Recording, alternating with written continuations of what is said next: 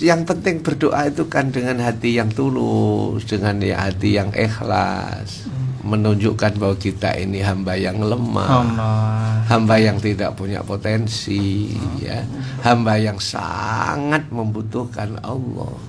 Itu yang selalu bikin cinta hanyalah satu, yang selalu bikin cinta hanya El-Victor. baik, dulur El-Victor yang saya hormati, kemudian saya ingin nyampaikan bahwa hadis Rasulullah Muhammad SAW itu menyatakan bahwa ad-du'a'u mukhul ibadah, mukhul ibadah. Doa itu adalah pusat atau punjernya ibadah. Jadi kula panjenengan sebagai orang hidup ini, ketika berdoa dikabulkan Allah, jangan terlalu bangga.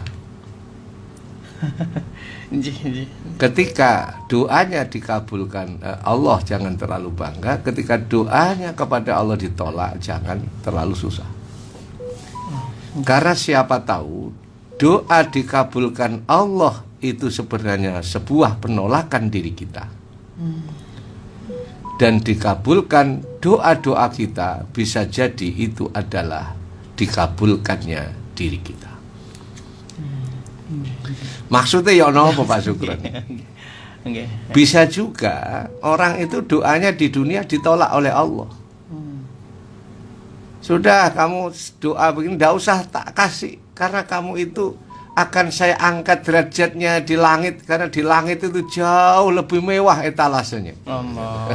Begitu ya alasannya. Jadi etalase ya, pandangan apa yang akan disuguhkan di langit itu jauh lebih mulia, lebih nikmat daripada di dunia. Maka ketika di dunia doanya belum dikabulkan Allah, jangan terlalu susah. Siapa tahu itu sebenarnya diterimanya diri kita oleh Allah Subhanahu wa Ta'ala. Ya Allah. Itu sangat mungkin. Begitu juga ketika doa itu dikabulkan Allah, jangan terlalu bangga. Siapa tahu itu sebuah penolakan diri kita. Wis, gak apa-apa, pek-peken tapi awakmu kok nang langit. Ya Allah. Bisa juga. Maka saya sampaikan, para salikin, para solihin, para ulama yang alim itu lebih mementingkan banyak berdoa daripada dikabulkan sebuah doa. Lebih mementingkan doanya daripada dikabulkan. Iya. Jadi kalau sudah berdoa itu luar biasa, itu segalanya. Sujud yang lama, permohonan kepada Allah yang cukup panjang, permohonan yang lama, itu koneksitas yang luar biasa antara hamba dengan Tuhan.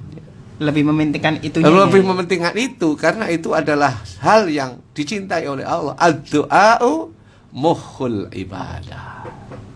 Doa itu adalah punjernya ibadah.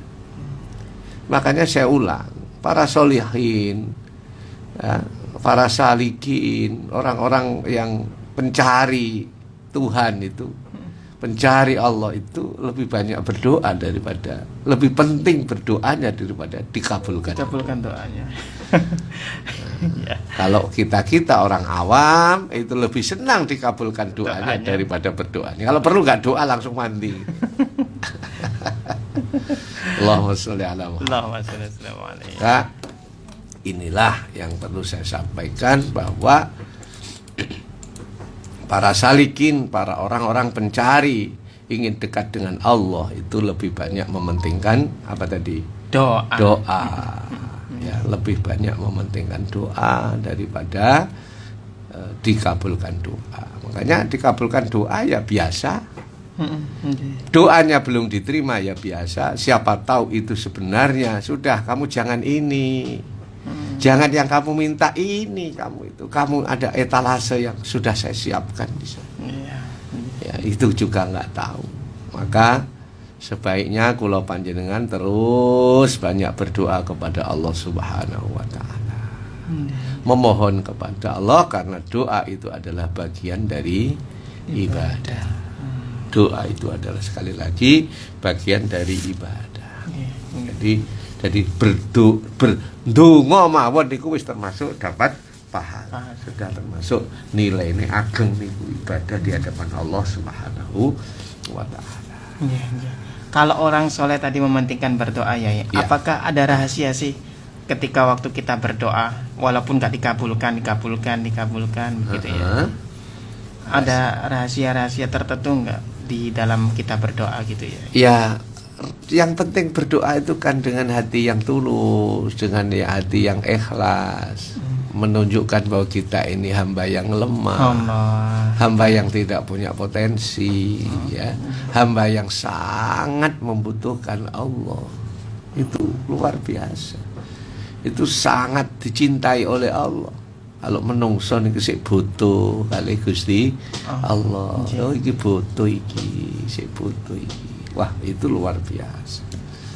Kalau orang nggak mau berdoa, itu berarti sama dengan orang itu tidak butuh kepada Allah. Begitu. Oleh karena itu, mari sama-sama di dalam hidup ini banyak munajat, banyak memohon, banyak berdoa kepada Allah agar senantiasa diijabahi oleh Allah Subhanahu wa taala. Masya Allah. Ya. Ya, itu yang harus dilakukan ya. Itu. Makanya monggo sekarang kita banyak memohon, banyak beribadah, rohani kita asah terus ya. Rohani kita terus gitu senantiasa. Hati kita jangan terlalu jauh dengan Allah Subhanahu wa taala. Masya Allah. Yai, kalau misalkan ada seseorang sampai putus asa gitu ya, aku wis donga, sudah berdoa berkali-kali setiap malam, tapi gak dikabulkan. Lantas bagaimana Yai untuk mengobati keputusasaannya gitu ya? Apalagi kalau sampai putus asa. Itu dilarang oleh Allah. Wala tai'asu mir rauhillah. Innama yai'asu mir rauhillahi la ya'usum kafur. Allah. Janganlah kamu berputus asa kepada rahmatnya Allah. Rahmatnya Allah itu jauh lebih banyak daripada murkanya. Ya, rahmat Allah jauh lebih luas daripada murkanya. Maka kita tidak boleh putus asa terhadap rahmatnya Allah. Kalau orang itu putus asa terhadap rahmatnya Allah, maka itu la ya'usum kafur, mereka termasuk kategori orang kafir. Ya Allah. Kafir itu lari dari Tuhan, lari dari Allah. Ojo putus asa. Duwe anak nggodho ya ojo putus asa. Duwe bojo nggodho ojo putus asa. Duwe pekerja nggodho ya sing sabar. Iya.